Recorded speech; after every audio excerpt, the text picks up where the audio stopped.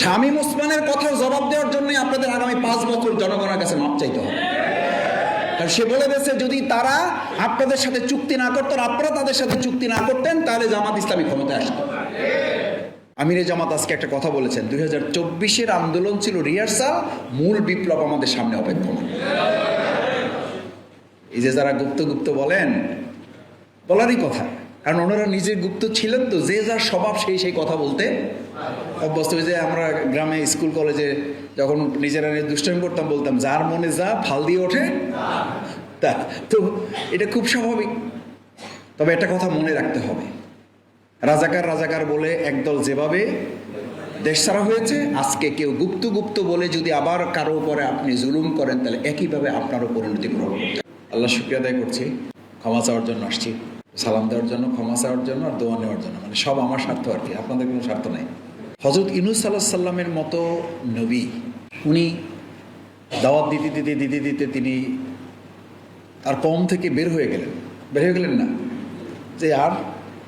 আমি মাঝে মধ্যে তখন ভাবি যে একজন নবী আল্লাহ কর্তৃক পরিচালিত, তিনি তার সমাজের মানুষের কাছে দাওয়াত দিতে কোন পর্যায়ে পৌঁছলে তিনি তার কওমকে রেখে বের হয়ে গেছিলেন। ক্ষমা খায় এদের পিছনে সময় দিয়ে।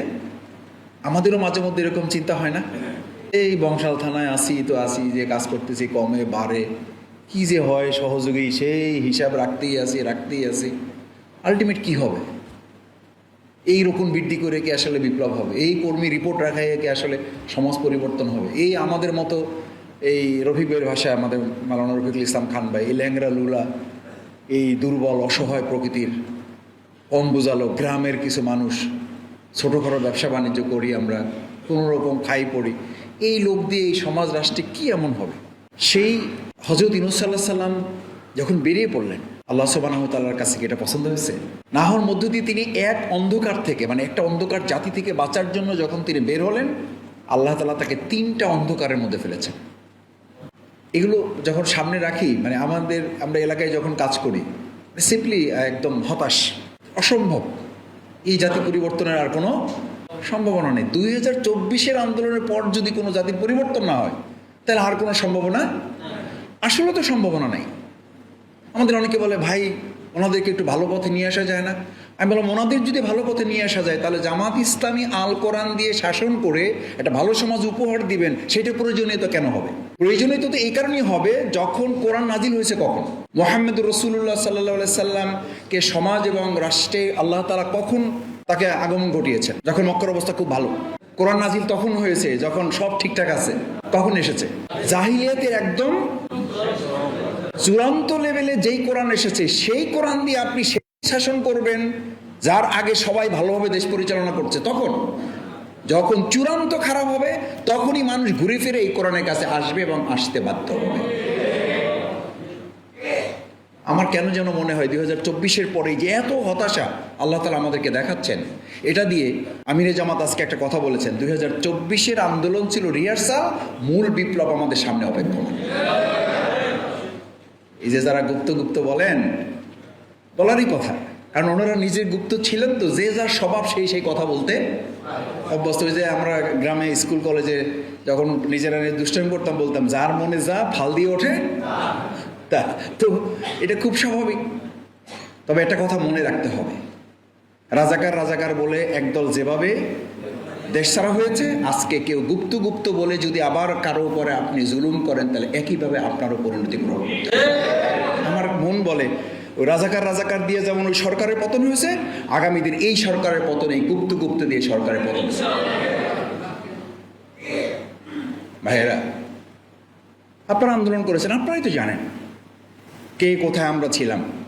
ওনাদের সাথে আলাপ করে যত মিছিলে ডেট করছে, আল্লাহর খাস মেহরবানি একটা মিছিল শেষে বাধ্য হইয়া আপনাদের ওই এলাকারই মানুষ সাদেক হোসেন খোকা মরহুম, আল্লাহ ওনাকে জান্নাত নসিব করুন, একদম ব্যক্তিগতভাবে বহু মানে সিম্পলি সারেন্ডার করে বলেছেন, মাসুদ হবে না আমাদের দিয়ে, তোমরা কিছু পারবা? আমি বললাম যে আমরা তো চেষ্টা করতেছি, আপনারা মুরব্বী, যে আমাদের সম্পর্কে তোমরা সব জানো না। এখান থেকে মিটিং করে বাসায় যাওয়ার পর কারো ফোন আর খোলা পাওয়া যায় না। সেই ফোন বন্ধ করে যারা দেশে এবং দেশের বাইরে গুপ্ত থাকতেন, তারা যদি জামাত ইসলামীর এবং ছাত্র শিবিরের কর্মীদেরকে গুপ্ত বলেন, এর চেয়ে পৃথিবীতে আর মিথ্যা অসত্য কথা হইতে পারে না। বলেন, কোনো অসুবিধা নেই। এরকম শেখ হাসিনাও বলার চেষ্টা করেছিলেন। আবার এখন নতুন করে আমাদেরকে আবার রাজাকার, নিষিদ্ধ, এইটা ওইটা নানান কথা আপনারা বলতে শুরু করেছেন। কিয়ামত হয়ে যাবে, তারপরও নাকি নির্বাচন হবে না। এরপরে জামাত ইসলামী কোনো রাজনৈতিক দলের মধ্যেই পড়ে না। এই ওনারা কি চায় জানেন? আমরা ছাত্র শিবির ইউনিভার্সিটিতে বলতাম, যখন কেউ কোনো গোনায় আসে না, তখন তার টার্গেট হইতো ছাত্র শিবির কিনে খোঁচানো। ছাত্র শিবির জামাত কিনে খোঁচাইলে সে লাইনে চলে আসে, সে হিটে চলে আসে। মানে এখনকার সরকারের কেউ কোনো পদপদবি পাওয়াটার মূল মানদণ্ড হলো, যোগ্যতা হলো কে কত জামাত শিবিরের সমালোচনা করতে পারে। এবং এই যোগ্যতার মাপকাঠিতে এখন কোনো কোনো মন্ত্রণালয়ে 2-3জন মন্ত্রী হয়ে যাচ্ছে। মানে আলোচনা তো জমাই ফেলছে যে কারে কোন জায়গায় দিয়ে যে মানে হজম করবে, হজম করার জায়গা পাইতেছে না। যেখানে গোটা পৃথিবীতে মন্ত্রণালয় 2-3টা পরিচালনা করার জন্য, 4টা পরিচালনা করার জন্য উন্নত বিশ্বে সিস্টেম করা আছে, সেখানে আমাদের মতো একটা উন্নয়নশীল রাষ্ট্রে একটা মন্ত্রণালয় এখন 3জন আছে। একটা সময় আপনাদেরকে এই জনগণের টাকার হিসাব দিতে হবে। যোগ্যতার মাপকাঠি কি? কে কত জামাত ইসলামী ছাত্র শিবিরের গালাগালি করতে পারে, তো করেন, আপনারা করেন, আমাদের জবাব দেওয়া লাগে না। শামীম ওসমান জবাব দিয়ে দিচ্ছে। শামীম ওসমানের কথার জবাব দেওয়ার জন্যই আপনাদের আগামী 5 বছর জনগণের কাছে মাপ চাইতে হবে। কারণ সে বলে দিয়েছে, যদি তারা আপনাদের সাথে চুক্তি না করতেন, আপনারা তাদের সাথে চুক্তি না করতেন, তাহলে জামাত ইসলামী ক্ষমতায় আসতো। 90 থেকে 100টা সিট জামাত ইসলামী পেত, যেগুলো শুধু তারা ভোট দিয়ে ঠেকাইছে। এত রাজসাক্ষী আস্তে আস্তে সব বাইরে দিচ্ছে। আর আগের রাজসাক্ষী তো একজন পাওয়াই গেছে যে আমরা 2/3 দেওয়ার সিদ্ধান্ত নিয়েছি জামাতকে ঠেকানোর জন্য। লীলারা চৌধুরী, শ্রদ্ধাভাজন শিক্ষাবিদ, আলোচক, উনি তো কই, ওনার কথা তো আপনারা জবাব দেন নাই। তার মানে কথা সত্য। উনি তো বলেছেন যে আমি রেজওয়ানাকে বলেছি যে তুমি 2/3 দিতে গেলা কেন, একটু কমাই দিতা, তাহলে ব্যালেন্স হইতো। তুমি ওদের 2/3 দিয়ে তো এখন ওরা মেজরিটি পাইয়া ওরা আর তো কোনো মানে তোয়াক্কাই। মানে কতটা ফলাফল ইঞ্জিনিয়ারিং হলে পরে জামাত ইসলামীকে ক্ষমতায় না যাওয়ার জন্য, জামাত ইসলামীকে জনগণের ভোটের মূল্যায়ন না করার জন্য কি পরিমাণ ষড়যন্ত্র হয়েছে, এটা যে ওনারা বলার পরে আমরা বুঝতে পারছি তা না। এটা আমরাও সেই সময় 10টা থেকে 12টা পর্যন্ত আমরাও জেনেছি, কিন্তু আমরা শুধুমাত্র দেশে একটা বড় যুদ্ধের দিকে ধাবিত, সেই থেকে বাঁচার জন্য আমরা সেই সময় কোনো কথা বলি নাই। কারণ আমরা এটা জানি এই কথা আস্তে আস্তে প্রকাশিত। আরেকটা কথা বলি, আপনারা মাঝে মধ্যে বলেন বা মনে করেন যে ভাই আমাদের এত নির্যাতন করে, আমাদের ভাইদের মারে, আমাদের এইটা করে ওইটা করে। আপনি খেয়াল করবেন, আল্লাহ সুবহানাহু ওয়া তাআলার একটা নিয়ম আছে, যখন কোনো দুর্বল মানুষেরা, মুসলিম মানুষেরা তার উপরে জুলুমের জবাব দিতে না পারে, আল্লাহ সুবহানাহু ওয়া তাআলা নিজে সেই জুলুমের দায়িত্ব, মানে জুলুমের জবাব দেওয়ার দায়িত্ব গ্রহণ করেন। দেখবেন আওয়ামী লীগের সময়, ছাত্রলীগের সময়, ছাত্রলীগ আওয়ামী লীগ যখন আমাদের কোনো ভাইদেরকে হত্যা করত, ঠিক তার 2 দিন 1 দিনের মাথায় ওরা নিজেরা নিজেদেরকে, আমাদের 2জন মারলে ওদের 3জন মরত। আমি এই সরকারেরও 6 মাসে খেয়াল করেছি, যেই আমাদের কোথাও নির্যাতন করে ঠিক ওইখানেই দেখি গ্রুপিং করে ওদের কয়েকটা মারা যায়। যেখানে আমাদের অত্যাচার করে, নির্যাতন করে, দেখা যায় যে ওখানে একটা হট্টগোল লাগে। কেন লাগে? লাগে এই কারণে, আল্লাহ সুবহানাহু ওয়া তাআলার সুন্নাহ হচ্ছে তিনি জুলুমের বিচার শুধু কাল কিয়ামতের দিনে করবেন না, এই দুনিয়াতেও আপনাকে তার একটা প্রাথমিক বিচার আপনার সামনে তিনি দেখাবেন। সুতরাং আমাদের ধৈর্যের সাথে এই পরিস্থিতি মোকাবেলা করে সামনের দিকে এগিয়ে যেতে এবং যাবো ইনশাআল্লাহ। জনগণ 2026-এর 12ই ফেব্রুয়ারি আমাদেরকে যে রায় দিয়েছে, তার চেয়ে কয়েক গুণ রায় নিয়ে আগামী দিনে বাংলাদেশে একটা সুন্দর নির্বাচন হবে এবং ইসলামপন্থীরা শুধু না, গোটা মানবতার কল্যাণে বিজয় আর একটা নিশ্চিত হবে ইনশাআল্লাহ। এই জন্য মন খারাপ করার কিছু নেই, কিন্তু সেটার জন্য 3টা ছোট কথা বলে শেষ করে দেব। নাম্বার 1, আমাদের সাধারণত মাঝে মধ্যে মনে হয় যে ভাই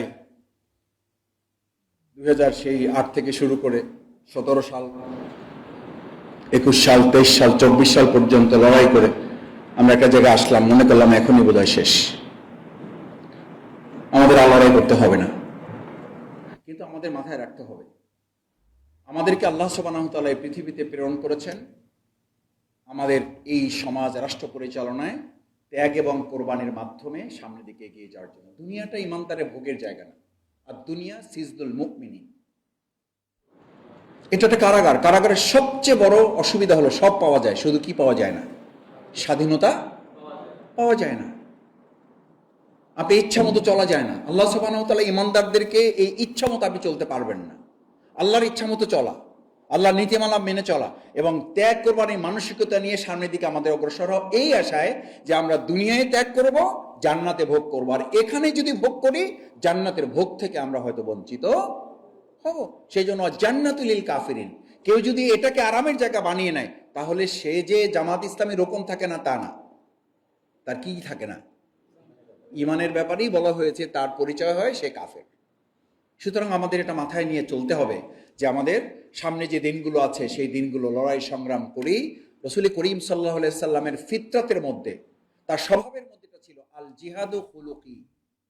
রাসূল সাল্লাল্লাহু আলাইহি সাল্লাম বলতেন যে আমার প্রবৃত্তি হচ্ছে, আমার সহজাত অভ্যাসই হচ্ছে সবসময় অন্যায়ের বিরুদ্ধে কি করতে থাকা, লড়াই করতে থাকা। ভাইয়েরা, আল্লাহ তাআলা আপনাদেরকে খলিফা বানিয়েছেন। সেনাবাহিনীর লোকদের সবসময় প্র্যাকটিসটা হচ্ছে তারা কিসের উপর থাকতে চায়, লড়াইয়ের উপর থাকতে চায়, ট্রেনিং এর উপর থাকতে চায়। এবং তাদের একটা সুন্দর স্লোগান আছে, তারা বলে যে ঘাম রক্ত বাঁচায়। কি বাঁচায়? ঘাম রক্ত বাঁচায়। আরেকটা লাল কালির স্লোগান আছে তাদের, কঠিন প্রশিক্ষণ সহজ যুদ্ধ। আপনি প্রশিক্ষণটা যত কঠিন ভাবে নেবেন, যুদ্ধটা আপনার তত সহজ হবে। আজকে এখানে আপনারা যারা আছেন, আমরা আমাদের এই দেশটাকে গড়ে তোলার জন্য আমরা একটা কঠিন যুদ্ধের দিকে ধাবিত হচ্ছি। সেই কঠিন যুদ্ধ বাস্তবায়নের জন্য আমাদের ট্রেনিংটা কি? এই যে ডেডিকেশন, ত্যাগ, স্যাক্রিফাইস, কোরবানি, এটার ট্রেনিং আমাদের গ্রহণ করা। আপনি আর্থিকভাবে কি করেছেন, কি করেন নাই, সেটা হিসাব করলে হবে না। এখন আপনাকে আবার সময় কোরবানি, আবার সময়ের কোরবানি, আবার অর্থের কোরবানি যদি করার প্রশ্ন আসে, তাহলে কি আমরা এটা বলবো 17 বছর করে আসছি ভাই, এখন আর সম্ভব হবে না? হবে না, আপনাকে আবার প্রয়োজন করতে হবে। নাম্বার 2 হচ্ছে এই পরিস্থিতি উত্তরণে আমাদেরকে আর একটা কাজ করতে হবে। সেটা হচ্ছে যে সমাজ এবং রাষ্ট্রে আপনি বসবাস করেন, তার ভিতর থেকে কাঠামোগত পরিবর্তনের জন্য আমরা চেষ্টা করেছি। আচ্ছা, আপনার কি মনে হয় কখনো আপনি কোথাও এই 2024-এর জুলাই আগস্টের আন্দোলনে কোথাও লেখা ছিল রাষ্ট্র সংশোধনের কাজ চলছে, আপনারা সহযোগিতা করেন? সংশোধনের জন্য কি আন্দোলন হয়েছে? সংশোধনের জন্য কি আমাদের ভাইয়েরা বোনেরা জীবন দিয়েছে? কিসের জন্য? সংস্কারের জন্য। আপনারা খেয়াল করবেন, এই বর্তমান সরকার 31 দফা সংস্কারের একটা ধোঁয়া তুলে মানুষের সাথে, জনগণের সাথে নির্বাচনী বৈতরণী পার হওয়ার একটা প্রতারণা করে এখন টোটাল 31 দফা তো পরে, মানে সংস্কার শব্দটাই তার আর মুখে উচ্চারণ করে না। ওই সংস্কারটাকে পরিবর্তন করছে কি দিয়ে? সংশোধন। সবকিছু সংশোধন করবে তারা। আমি তাদের জিজ্ঞেস করি, আপনারাও জিজ্ঞেস করেন, এবং আমি আজকে চ্যালেঞ্জ দিয়ে দিলাম তাদের, তারা যেন একটা কথার জবাব দেয় যে 2024-এর জুলাই আগস্টের গণ অভ্যুত্থান সংশোধনের জন্য, রাষ্ট্রের সংশোধনের জন্য হয়েছে নাকি সংস্কারের জন্য? যদি সংস্কারের জন্য হয়ে থাকে, তাহলে আপনারা সংবিধান সংশোধন কমিটি করার কথা কেন বিরোধী দলকে বলেন? আপনাদের তো বলতে হবে সংবিধান সংস্কারের কথা। অন্য একটা কথা বলেন, বই পুস্তক সংস্কার করা যায় না। ওটা তো বই না, ওটা তো রাষ্ট্র সংস্কারের একটা কাঠামো, ওটা তো রাষ্ট্র সংস্কারের একটা আইন, ওটার মধ্য দিয়ে রাষ্ট্র সংস্কার করা যায়। এগুলো ওনারা যে না বুঝে বলছে তা না, ওনারা বুঝে শুনিয়ে বলছেন। ওনারা খুব ভালো করে এটা বুঝে শুনে বলছেন। যদি ভালো করে বুঝে শুনে না বলেন, এগুলো তো আমরা বলি না, যে বললাম না সব কথা আমাদের জবাব দিতে হয় না। আলহামদুলিল্লাহ, আল্লাহ সুবহানাহু ওয়া তাআলা আমাদের বেশ কিছু কথার জবাব আল্লাহ তাআলা তার নিজের গায়েবী মদদ দিয়ে অন্য পক্ষকে দিয়ে দেওয়ায়। জনাব সালাউদ্দিন সাহেব স্বরাষ্ট্রমন্ত্রী, উনি যখন দেশের বাইরে ছিলেন, তো সেটারও আপনারা একটা ভিডিও নিশ্চয়ই দেখেছেন। ওই প্রতিপত্তনটা করেন নাই, কেউ তো বলেন না এটা এআই দিয়ে তৈরি। সালাউদ্দিন সাহেব সেখানকার এক সাংবাদিক ইন্টারভিউ দিয়েছে যে আপনি যে এত লম্বা লম্বা কথা বলেন, আপনি তো তখন রয়ের প্রধানের পা ধরে তারপর এখানে থাকতেছে আশ্রয় প্রার্থনা করে বলেছেন আমাকে প্লিজ বাংলাদেশে পাঠায়েন না, আমাকে ওরা মেরে ফেলবে, আমাকে থাকার ব্যবস্থা করে দেন। আমরা তো আপনারা পাঠাইতে চাইছিলাম, আপনি তো যেতে চান নাই, এই জবাবটা আপনি দেন নাই। কারণ আপনাদের এবং ইতিহাসের এই বাংলাদেশের ইতিহাসই হচ্ছে, যতবার বাংলাদেশে সংকট তৈরি হয়েছে ততবার অন্যান্য সমস্ত রাজনৈতিক দলের নেতারা তার কর্মী এবং তার বাহিনীদেরকে দেশবাসীকে অরক্ষিত রেখে শেখ হাসিনা পালাইছে, তার মেয়ে পালাইছে এবং আরো বহু নেতা এই দেশে পালাইছে। ইসলামপন্থীরা ফাঁসির মঞ্চে দাঁড়িয়েছে, একজন কর্মী দেশ থেকে পালাই যায়। পালানোর ইতিহাস আপনাদের সবাই আছে।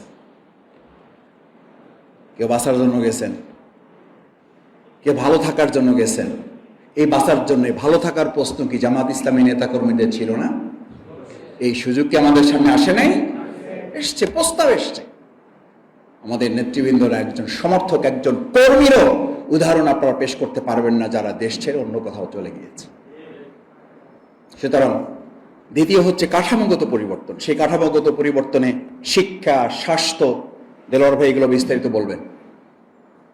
পরিবর্তন আমাদের করতে হবে, কারণ 24-এর গণ আন্দোলন এবং এই ফেব্রুয়ারি নির্বাচনের পর জনগণের মধ্যে আস্থা তৈরি হয়েছে, নতুন করে আরেকবার আস্থা তৈরি হয়েছে যে এই দেশ আর নতুন করে কোনো দল মতের কাছে এটা পরিবর্তন হবে না। যদি পরিবর্তন করতে হয় একমাত্র বাংলাদেশ জামাত ইসলামীর পক্ষে এটা সম্ভব হবে ইনশাআল্লাহ। সুতরাং সেই পরিবর্তন শুধুমাত্র আমরা রোকন বৃদ্ধি করলে হবে না, আমাদের শুধু কর্মী বৃদ্ধি করলে হবে না, আমাদের শুধু ইউনিট বৃদ্ধি করলে হবে না, এগুলো করতে হবে। আলহামদুলিল্লাহ আমাদেরকে তো তারা ভয় পায় সংখ্যাধিক্যের ভিত্তি দ্বারা, আমাদেরকে তারা ভয় পায় সাংগঠনিক শৃঙ্খলা এবং মজবুতির প্রশ্নে। সেই মজবুতি আমাদের দরকার, সেই মজবুতি আমাদের লাগবে, কিন্তু একই সাথে সমাজ এবং রাষ্ট্রের কাঠামোগত পরিবর্তনে এক ইসলামী ব্যাংক। আমি মাঝে মধ্যে বলি, টমাস আলভা এডিসনের এই লাইট তত্ত্ব আপনারা সবাই জানেন। 10,000 বার চেষ্টা করে লাইট তৈরি করছে। এই 10,000 বার চেষ্টা করে লাইট তৈরি করার পর যে প্রেস ব্রিফিং এ উনি লাইটটা হাতে দিয়েছে সহকারীকে, হাত থেকে ফেলে ভেঙে দিয়েছে। আবার পরের বার চেষ্টা করে উনি লাইটটা তৈরি করে আবার প্রেস ব্রিফিং এর জন্য লোক ডাকছে। ওই সহকারীর হাতেই যখন দিচ্ছিল তখন লোকেরা বলতেছিল, স্যার ওনার হাতে আর দিয়েন না, আবার ভেঙে ফেলবে। তখন উনি বলছিল, এই লাইট যদি 1000 বার ভাঙে, 1000 বার এই লাইট আমি তৈরি করতে পারবো, কিন্তু লাইটটা ভাঙে আইডিয়াটা কোথায়? আমার মাথায়। যে জামাত ইসলামী ব্যাংক তৈরি করেছে, আপনারা এরকম ষড়যন্ত্র করে যদি এই ইসলামী ব্যাংক নিয়ে টালবাহানা করেন, এরকম একটা ব্যাংক হয়তো আপনারা চাইলে করতে পারেন, কিন্তু এরকম ব্যাংক জামাত ইসলামী আইডিয়া দিয়ে অসংখ্য জায়গায় আমরা মানুষের সুদমুক্ত অর্থনীতির ব্যবস্থা আমরা পৌঁছে দেব। একইভাবে হাসপাতালে যারা আমাদেরকে ফাঁসি দিত, আমি নিজে আল্লাহ মাফ করুন, অহংকার যেন তৈরি না হয়, ফাঁসি দিত যারা, বহু দূর ঘুরে আমাদের পর্যন্ত এসে পৌঁছা, ভাইয়া একটু ব্যবস্থা করে দাও, আমাদের অমুকে তো তোমাদের ওই অমুক জায়গায় ভর্তি হয়েছে। তা বললাম, এর চেয়ে অনেক ভালো হাসপাতাল তো আপনাদের আছে।